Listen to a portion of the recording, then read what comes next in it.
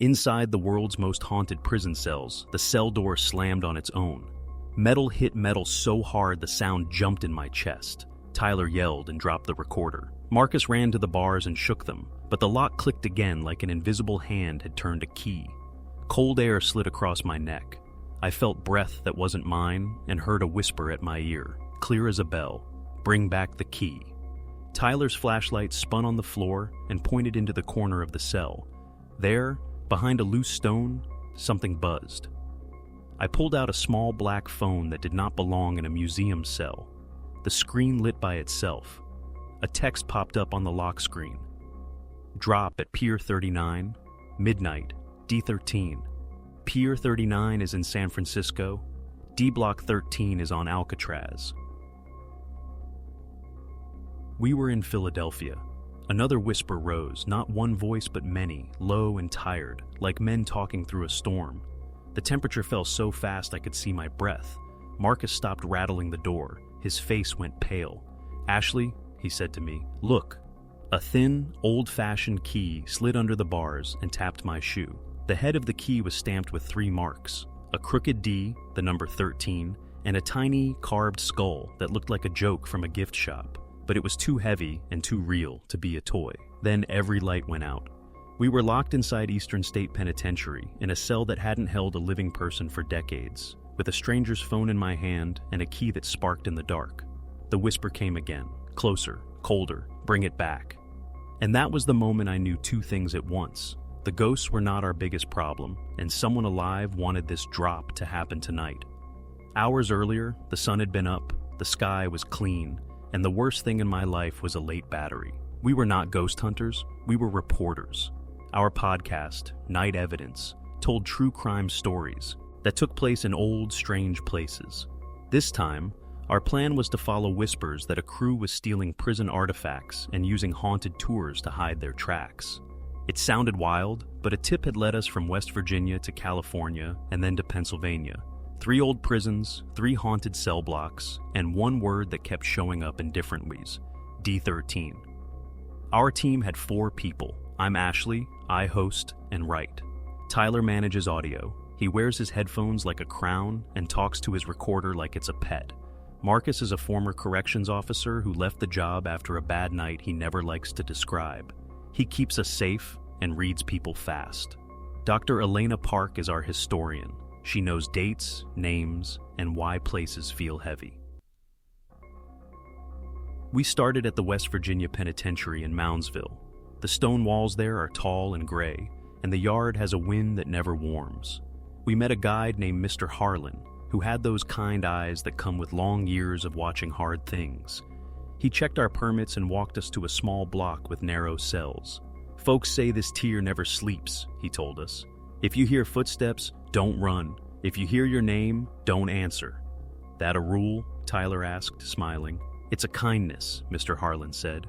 We set our microphones on the floor to catch low sounds. Elena placed a small thermometer by the door. Marcus stood at the end of the tier, arms crossed, watching shadows that didn't move even when we did. The prison felt like someone had just left the room, paint peeled like old paper. A single fluorescent light hummed and flickered without a rhythm.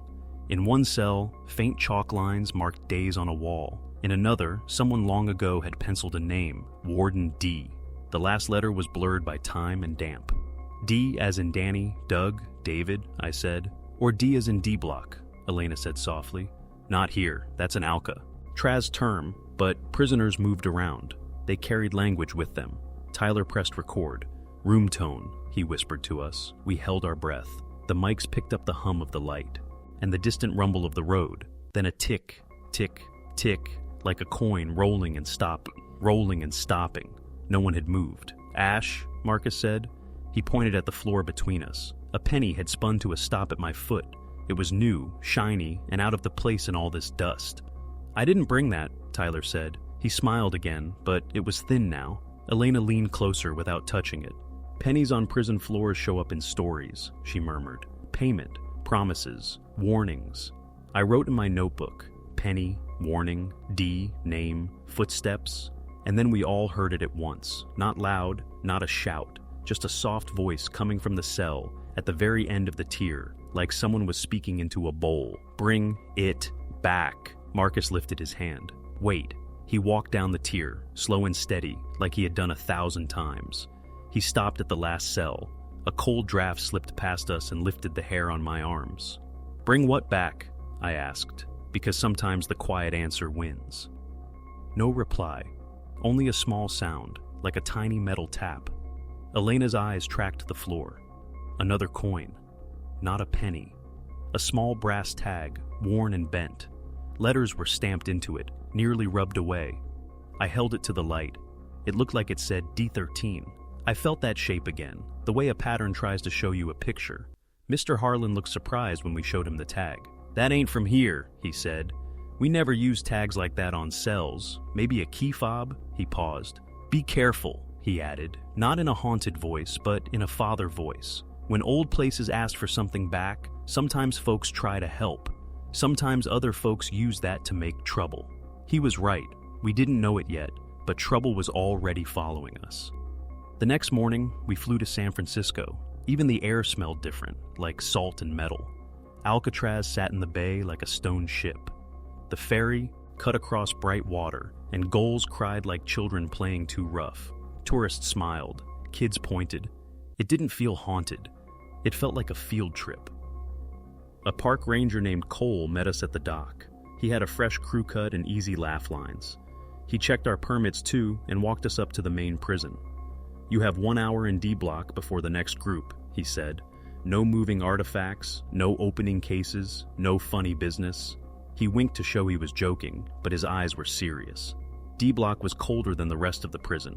The cells here were wider, but the air was tighter. Tyler set down his recorder. Elena ran her hand along the air near the bars, not touching, but sensing the temperature. Marcus checked the end doors and came back with a little nod. Clear. I felt watched, not by ghosts, by someone with a heartbeat. A man in a dark hoodie stood at the far end, pretending to read a sign. He wasn't a ranger. He kept checking his phone. Then he looked up at us and slid a brochure into his jacket like it was more than paper. He left before I could even decide whether to speak to him. We recorded the creak of the catwalk and the clank of our steps. We stood in cell 13, because by then 13 felt like a magnet. Tyler asked the air, "What are we missing?" He meant it as a true question to ourselves, but the cell answered anyway. The old pipes popped once, twice, like a code. Then something scratchy met my foot. A piece of chalk, filed down like someone had used it hard. "Elena?" I said.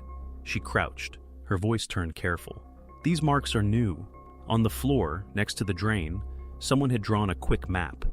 3 squares, 3 names. WV, West Virginia, SF, San Francisco, and PHI, Philadelphia. Arrows went from WV to SF to PHI in a loop. Next to PHI, a tiny sketch of a key. Above everything, the letters D13. Cole frowned when we showed him. "You can't draw on the floors," he said, but he wasn't mad. He was worried. "We don't have D block 13 marked like that," he added. "We use different numbers. It's a breadcrumb trail," Marcus said. "Someone wants us to follow." "Or wants us to lead," I said. It felt like a chess move we didn't understand. Before we left, a tourist with a camera case bumped into Tyler and mumbled an apology. Something small dropped from his sleeve and clinked on the floor. He grabbed it before we could see it and hurried away. But I caught the glint. Brass, round, stamped. It looked a lot like the tag from Moundsville. That night we flew to Philadelphia.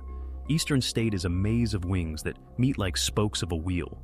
Even in daylight, the halls feel like they lean in. We had a permit for after-hours recording. A guard named Ms. Rivera checked our bags and told us the rules. We watched the cameras. "If you get lost, stand still. We come to you." She looked at Marcus like she knew he would try to be brave for everyone. "Do not force doors," she added. "They don't like that." She smiled, but it felt like a lesson learned from past mistakes. We set up in a narrow cell with a cracked skylight called the Eye of God. Moonlight made a pale circle on the floor. Tyler passed out hand mics. Elena read from an old warden report about a riot long ago, her voice gentle and steady. None of us used words that would mock or taunt. We were guests. The first hour was quiet. The second hour was not. We heard a single boot step in the corridor, then 2, then a pause. I leaned into the hall just as a shadow turned the corner and vanished, even though there was nowhere to go. My heart pounded, but it wasn't fear like a monster movie. It was fear like a lock clicking behind you. Marcus found the loose stone where the cell wall had been patched. It looked like a repair, but the mortar around one corner was lighter, newer, like someone had pulled it out and put it back again and again. "This isn't right," he said. He pressed the stone. It shifted with a gritty sigh. Behind it, wrapped in old gray cloth, was a stack of things no tourist should ever touch. We opened the cloth inside a plastic bin, the way you open something you don't want to smear. There were 3 items: a thin book of old mugshots stamped with an archive number, a folded list of names, and a modern keycard like the kind hotels use. The keycard had black marker on it: Pier 39, LKR 7. "Locker 7, Tyler said. "Pier 39. "Who would put this in a prison wall?" I asked. "Someone who wants it found by a certain person," Elena said. She looked at me. "And we just became those people." Marcus stared at the list of names. He swallowed. "I know one of these," he whispered. "This guy, he worked the transport line years back, before I quit." He pressed his lips tight and didn't say more. We were staring at evidence of a crime ring that used the legend of haunted cells to move stolen objects. Take a real tag from one place, plant a clue in another, make the ghost stories do the rest. Most people would chase shadows and leave the walls alone. We had looked where we shouldn't. Now we had a keycard that wanted to cross a continent. Tyler set the recorder next to the bin. "We should call the police," he said, which was the right idea. "After we take photos and note where we found this," I said, because we also had to tell the story right. Elena took careful pictures, marking angles and light. Marcus stepped to the door to signal Ms. Rivera. And then everything happened at once. All the lights went out, not a flicker, a cut. At the same moment, a heavy door clanged somewhere deeper in the block. We heard a fast scuff, a breath, and a whisper that wasn't air. "Bring it back." Tyler grabbed for his flashlight. It rolled under the bunk. He swore under his breath, then laughed at himself to keep calm. I held my phone up as a light. The screen lit my hand, and the small black phone I'd set by the wall earlier. It buzzed again with a new message. "Running late, drop at midnight, D13, not a ghost, a person, a plan." And we were in the middle. "Ash," Marcus said, voice low, "we aren't alone." He was right. A beam of light slid across the far end of the corridor, thin and careful, like someone was trying not to be seen. The beam hit the opposite wall and went dark. A footstep followed, soft, then softer, then gone. "A live body can lock us in," Marcus said. "We move, now." We packed the evidence in the bin and lifted it. The stone we'd removed wouldn't fit back right in the dark. I shoved it anyway, and the wall sat a little crooked, as if frowning. We stepped into the hall. The air smelled like old books and cold iron. Our shoes made tiny taps on the cracked floor. I kept my phone light down so it wouldn't show too far. Tyler held to my jacket. Elena counted breaths to keep steady. Marcus walked ahead like a shield. Halfway to the main rotunda, the gate shut in front of us with a crash and a shower of dust. It was the kind of crash that fills your ears and shakes your teeth. Tyler jumped back and hit his shoulder on a cell door. The door creaked open a few inches, though no one touched it. The number above the door was faint and rubbed out, like it didn't want to be known. But I saw a ghost of a curve. A 3, a 13. My mind made patterns because minds do that in the dark. Elena leaned toward the old lock. "Listen," she whispered. On the other side, beneath the gate metal hum, another sound came. Scratching, then a long, patient drag, like a chain across stone, slow as someone thinking.